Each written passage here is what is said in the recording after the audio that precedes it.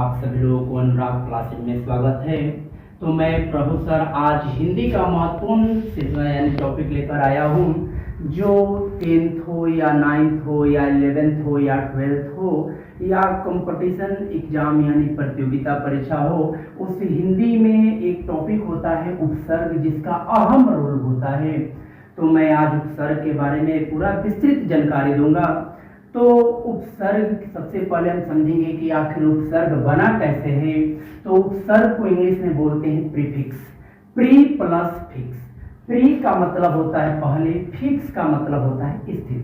उप प्लस सर्ग, उप प्लस सर्ग यानी उप का अर्थ हुआ समीप।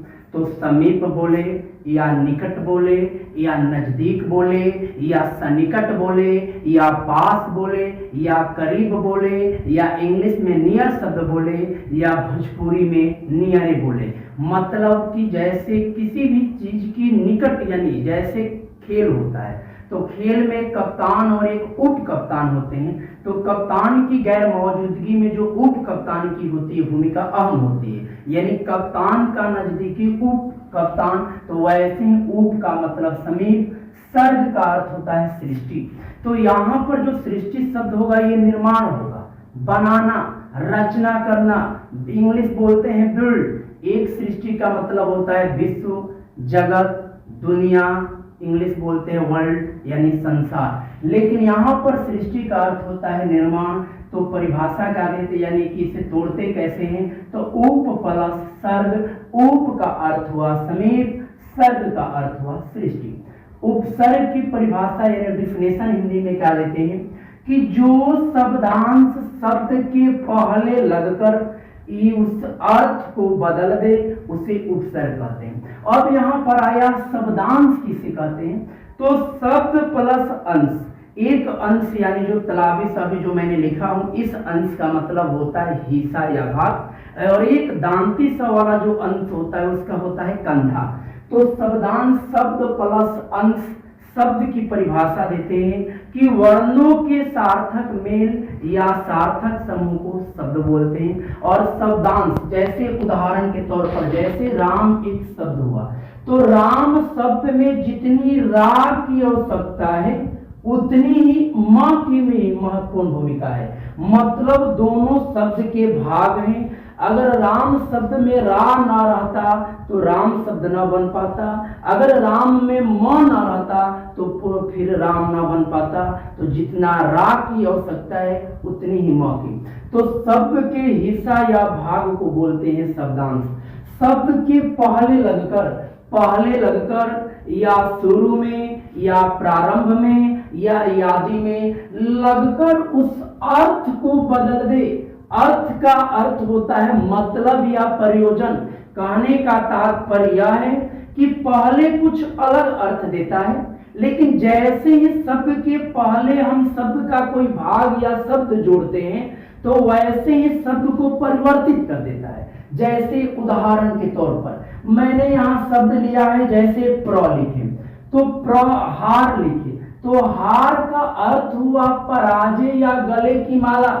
या पराजय मतलब डिफीट, जब कोई मैच खेलता है कोई टीम तो एक टीम जीतती है दूसरी टीम हारती है, तो हारने वाले को पराजय बोलते हैं। और एक हार का मतलब हुआ औरत की जो गले की माला जिसे हम नेकलेस बोलते हैं, तो हार।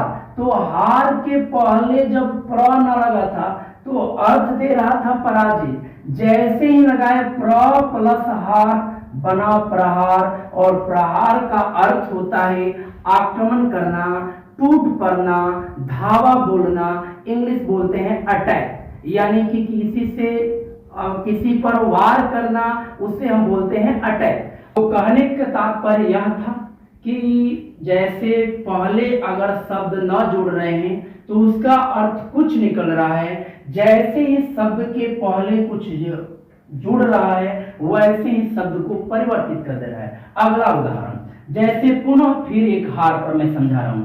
हार का अर्थ हुआ पराजय, लेकिन इसके पहले हम सम लगाए, बना संहार। संहार का अर्थ होता है विनाश या बर्बाद या नुकसान या समाप्त या छिजमान या खत्म, मतलब नाश हो जाना। तो संहार का अर्थ हुआ विनाश। तो सम नहीं लगा था तो अर्थ दे रहा था पराजय, लेकिन जैसे सम हार के पहले सम जुड़ा, अर्थ को परिवर्तित कर दिया और बना संहार। संहार का अर्थ हुआ विनाश। पुनः फिर से एक बार हार, तो वी ना लगा है तो हार का अर्थ दे रहा है पराजय, लेकिन जैसे हार के पहले एक शब्द का भाग, एक शब्द का अंश जोड़े वी, तो बना विहार। विहार का अर्थ होता है भ्रमण या घूमना या विचरण करना या एक स्थान से दूसरे स्थान जाना या पलायन करना या भटकना, मतलब एक स्थान से दूसरे स्थान तक घूमते रहना। अब चलते हैं उप के पहले हार, तो ये बना उप प्लस आहार। उपहार का अर्थ होता है भेंट बोले या तोहफा बोले या इंग्लिश में से गिफ्ट बोलते हैं। जब किसी के यहाँ सेलिब्रेट कोई पार्टी होता है, उस पार्टी में जब जाते हैं और अपनी तरफ से कोई भी वस्तु उनको समर्पित करते हैं, तो उन्हें हम तोहफा या उपहार या इंग्लिश में गिफ्ट बोलते हैं। तो अब देखिए, परा नहीं है तो जय का अर्थ होता है जीत। जैसे किसी भी देवता या किसी भी देवी को जब भी उच्चारित करते हैं तो जय हो, यानी जय का अर्थ होता है जीत। लेकिन इसके पहले हम लगा दिए परा, और पराजय का मतलब होता है हार। पराजय वो हार, यानी जब कोई मैच होता है तो दो ही स्थिति उत्पन्न होती है, एक टीम जीतती है तो दूसरी टीम हारती है, या कभी कभी मैच टाई होता है, ड्रा होता है, ना कोई जीता ना कोई हारा। तो पराजय को इंग्लिश बोलते हैं डिफीट, यानी हारना, या इसे हम लॉस भी बोलते हैं या खोना भी बोलते हैं। तो जब परा नहीं लगा था तो अर्थ दे रहा था जय यानी जीत, और परा का अर्थ हुआ, यानी परा जब लगा तो बना पराजय, और पराजय का अर्थ हुआ हार। अब चलते हैं नीचे। मान का मतलब होता है महत्व, वैल्यू। जैसे हम एक उदाहरण के तौर पर हम लोग बोलते हैं कि मैथ में जो जीरो का वैल्यू है हीरो जैसा है, तो मान का मतलब होता है सम्मान या प्रतिष्ठा या महत्व। लेकिन इसके पहले अप लगा दिए, बन गया अपमान। अपमान का मतलब होता है बेइज्जत। बेइज्जत का मतलब होता है कि किसी की इज्जत पर धावा बोलना, किसी की इज्जत को नष्ट करना, किसी की इज्जत की यानी उनकी इज्जत की वो कमी कर देना, यानी बेइज्जत यानी इंसल्ट। तो मैं आप लोगों को बताते चलो कि उपसर्ग जो हिंदी में होते हैं ये प्रकार नहीं होते हैं, इनमें हमारे संख्या होती है। तो हिंदी में उपसर्ग की संख्या 13 होती है, संस्कृत में उपसर्ग की संख्या 22 होती है, उर्दू में उपसर्ग की संख्या 19 होती है, फारसी में उपसर्ग की संख्या 19 होती है, और अंग्रेजी में उपसर्ग की संख्या 6 होती है।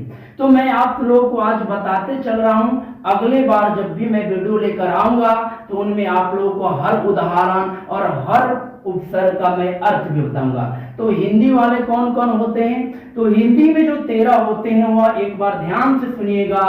अ होता है अन, क, कु, दु, नी, औ, अध, भर, सु, ऊन, पर, बिन। ये हुआ हमारे हिंदी के 13।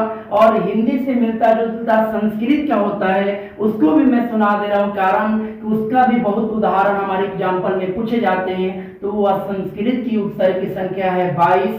प्र, पारा, अप, सम, अनु, अव, निस, निर, दुस, दूर, वी, आ, नी, अधि, अपि, अति, सु, उत, अभि, प्रति, परि, उप। इस तरह से मैं 22 और 13 का अगले वीडियो में मैं सबका एग्जाम्पल और सबका अलग अलग जो अर्थ निकलते हैं मैं बताऊंगा। और यह अगर वीडियो अच्छा लगे तो अनुराग क्लासेज यूट्यूब चैनल को सब्सक्राइब करें, लाइक करें और बेल आइकन को दबाएं कि जो समय समय पर आपको नोटिफिकेशन आपको मिलता रहेगा। और तमाम वीडियो जो भी हमारे पढ़ाई में 9th क्लास से लेकर 12th क्लास, साथ ही कॉम्पिटिटिव एग्जाम के जो भी आप टॉपिक पर वीडियो देखना चाहते हैं तो एक बार कमेंट बॉक्स में जरूर अपना सूचना दे, जरूर अपने मन की बात बताए। मैं हम लोग और मेरी टीम जो अनुराग क्लासेज की जो टीम है उनमें हम लोग आप लोगों के लिए दिन रात मेहनत करने के लिए तैयार हैं और तमाम वीडियो लाएंगे जो जो आप लोग वीडियो देखना चाहेंगे।